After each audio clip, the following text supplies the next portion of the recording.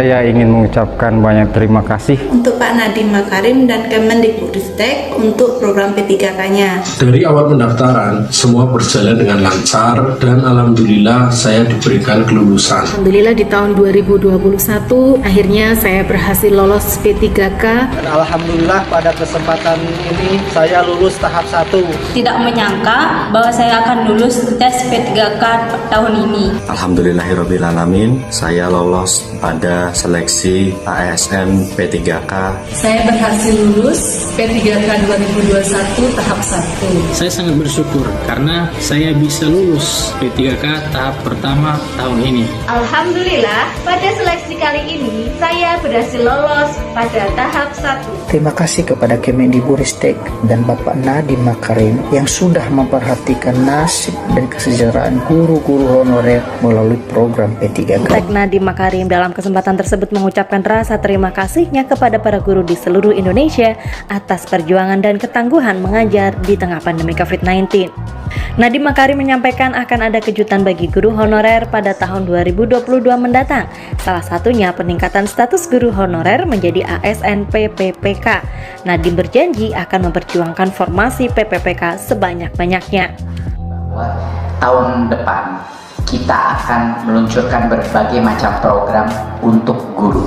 Seperti kita tahu, kita akan terus mendorong rekrutmen P3K untuk memastikan bahwa semua guru honorer bisa ikut tes seleksi dan yang lolos mendapat formasi. Itu udah pasti prioritas pertama kita.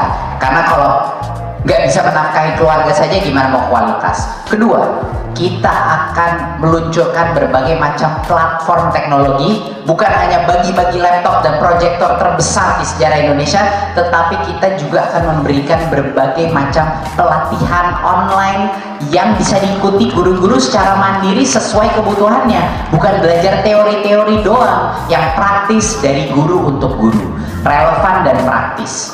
Itu kuncinya. Dan kita akan mulai menawarkan kurikulum yang jauh lebih merdeka. Sekarang lagi dites di sekolah-sekolah penggerak, kurikulum yang satu bisa dimengerti oleh guru, kedua fleksibel sehingga guru boleh mengadaptasi sesuai dengan kebutuhan dan kemampuan murid-muridnya, dan ketiga memberikan kesempatan untuk guru berkreasi dan berinovasi sehingga proses pembelajaran itu jauh lebih mudah. Selanjutnya, CEO aplikasi jasa transportasi online Gojek ini akan memberikan kurikulum yang lebih merdeka untuk para guru dan murid, mengakomodasi kemampuan dan bakat setiap murid, dan tentunya guru se-Indonesia bisa tetap berinovasi tanpa dijajah keseragaman. Mengajar di tengah pandemi COVID-19, Mas Menteri sapaan akrab Nadiem Makarim menyampaikan bila akan ada kejutan bagi guru honorer di tahun 2022 mendatang. Salah satunya peningkatan status guru honorer menjadi ASN PPPK. Nadiem berjanji akan memperjuangkan formasi PPPK sebanyak-banyaknya. Dijajah oleh regulasi, kesejahteraannya banyak yang masih belum terjamin. Ya, ini adalah masa yang luar biasa menantang. Jadi kadang-kadang waktu itu saya menanya sama Pak Soekardi, jadi ngapain jadi guru? Ngapain jadi guru kalau digaji cuma 500.000 sebagai guru honorer, itu ngapain jadi guru? Ternyata Pak Soekardi bilang dia ditawarin pernah kerja 2 bulan, gajinya sampai 8 juta sebulan, sampai 2 bulan nggak betah balik menjadi guru honorer. Apa itu? Tolong tepuk tangan buat Pak Soekardi.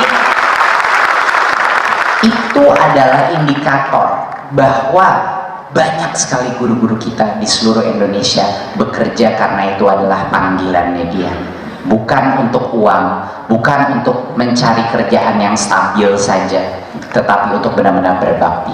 Dan itulah alasannya kenapa saya ingin mengucapkan terima kasih yang sebesar-besarnya.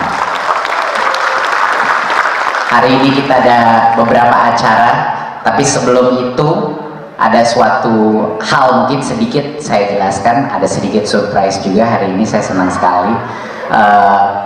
Yang pertama adalah mohon Bapak Ibu Guru mengetahui bahwa tahun depan kita akan meluncurkan berbagai macam program untuk guru.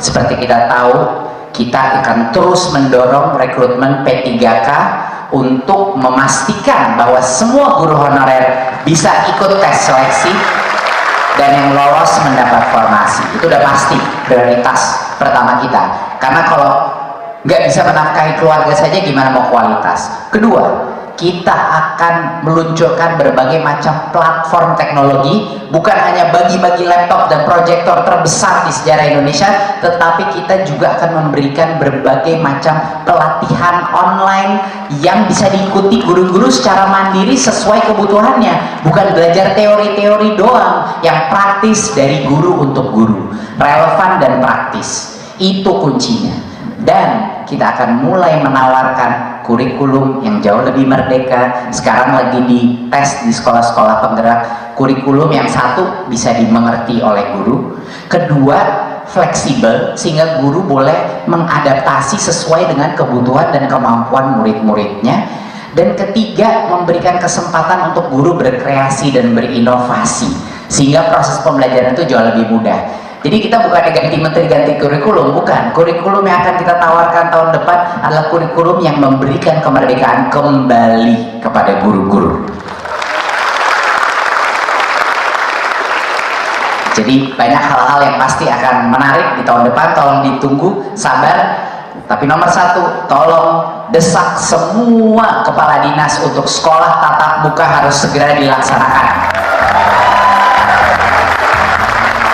Selanjutnya, CEO aplikasi jasa transportasi online Gojek ini akan memberikan kurikulum yang lebih merdeka untuk para guru dan murid, mengakomodasi kemampuan dan bakat setiap murid, dan tentunya guru se-Indonesia bisa tetap berinovasi tanpa dijajah keseragaman. Menteri Pendidikan, Kebudayaan, Riset, dan Teknologi Nadiem Makarim sudah merancang sejumlah program bagi pelajar untuk menuntut ilmu di tanah air untuk mewujudkan talenta era digital. Inovasi Nadiem Makarim tidak berhenti di peningkatan kualitas pendidikan saja. Mas Menteri satu ini juga tegas menyuarakan pemberantasan kekerasan seksual di institusi pendidikan.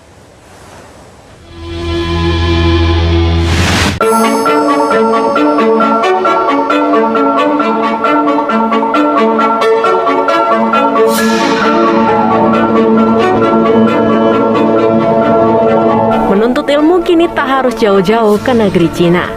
Menteri Pendidikan Nadiem Makarim berupaya mewujudkannya di negeri Ibu Pertiwi.